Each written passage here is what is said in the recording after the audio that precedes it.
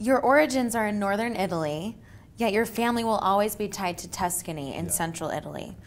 Why then did you choose to buy your first wine estate, Tenuta Illuminata, in La Mora, Piedmont?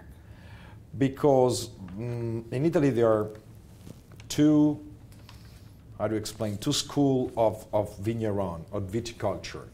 The Piedmont one, that is mono varieties, so Nebbiolo, Barbera d'Alba, Dolcetto d'Alba.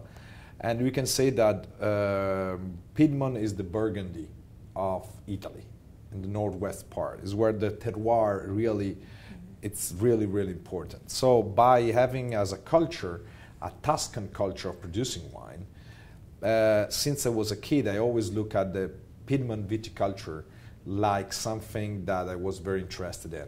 So when I left Rufino, the family company, in the 2000, age of 32 years old, and I started my own business, I realized that the first place where I should start from was Piedmont. And I found Tenuta Illuminata, that's a 22 acres property in La Morra. La Morra is one of the best cru of Piedmont. And I started from there. And that's why. I think it's because I always had in my mind to produce Piedmont wines, and also because by the chance is the first place I found, and I loved it.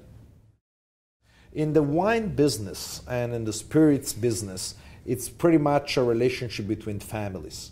In our field, the family relationship is very, very important. I import, Armagnac from France. I work with the Rothschild family from South Africa and Bordeaux, and it's all a matter of personal relationship. And if you're serious, you're honest, and you're full of energy, things happens. It's just a matter of dedicated time. So in your experience with distribution of high-end wines through Philharmonica, distribution in Italy, can you indicate some trends in Italian wine consumption? I believe that the trend of consumption is very related to healthy way to eat and consume food. So the Mediterranean diet is very popular. Organic wines are growing. And at lunchtime, most of the people is growing up very fast wine by the glass, because people at lunchtime do not normally open a bottle. So the wine by the glass program is something that is growing up very fast. And I think that especially in the Italian market, the oak wines are getting smaller. So the oak style wines are losing market share. But most people are drinking a little bit less by volume per person, but more by quality. So the people are drinking less, but they're spending more money for a good bottle of wine. The economy can't be too bad then, right? The economy is not bad. The consumption is still keeping, and there are many other countries that are opening to consume of wine. In Italy, you distribute not only your own wines, but distribute fine wines from all over the world. Yeah. How have they been perceived amongst the Italian consumers? Okay, first of all, Italy is a production country. So Italians, let's say 95%, drink Italian wines.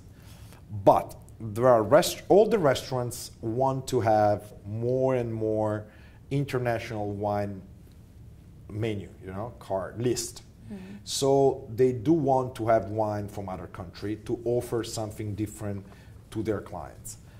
And that's important to have. So they started with the French wines, then Californian wines, then New World wines like South Africa, Australia, New Zealand, Argentina, and Chile. From those countries, people like and knows very few varieties. Let's say from New Zealand, in Italy, they drink Sauvignon Blanc and Pinot Noir. From California, they drink the Chardonnay and the Zinfandel or the Cabernet Merlot. From Argentina, people have Malbec. From Chile, they drink, the Carmener from Chile or other wines typical from those countries. So let's say it's still a curiosity. It's not a big market, but people start to try and taste these wines, and I think will be a potential market. Not enormous, but a potential good market for international wines, also in Italy. If you had to choose one wine from California for Italy, what would that be?